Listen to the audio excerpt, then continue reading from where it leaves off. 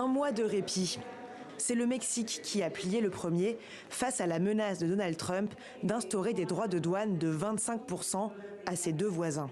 Claudia Sheinbaum, la présidente du Mexique, s'est engagée à déployer de manière permanente 10 000 soldats supplémentaires à la frontière nord, comme le demandait son homologue américain. Objectif, lutter contre le narcotrafic et l'immigration clandestine. Nous sommes finalement parvenus à cet accord d'augmenter le nombre des gardes nationaux à la frontière nord afin de la protéger et d'empêcher le trafic de drogue, en particulier le trafic de fentanyl du Mexique vers les États-Unis. Le fentanyl, cet opioïde synthétique 100 fois plus puissant que la morphine, produit à bas coût par des cartels mexicains.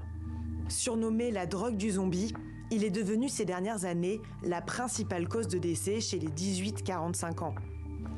Rapidement, la décision d'Ottawa a suivi. Justin Trudeau a lui aussi promis une plus grande surveillance de la frontière. On renforce la frontière avec de nouveaux hélicoptères, de nouvelles technologies, plus de personnel, une coordination accrue avec nos partenaires américains et plus de ressources pour lutter contre le trafic de fentanyl. Près de 10 000 agents sont et seront sur le terrain pour protéger notre frontière.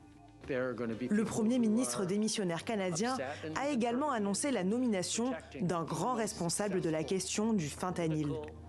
Des dispositions qui font en réalité partie d'un plan frontalier d'1,3 milliard de dollars déjà prévu depuis plusieurs semaines.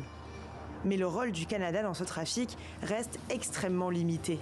En 2024, selon les services frontaliers américains, moins d'1% du fentanyl saisi aux États-Unis venait du Canada.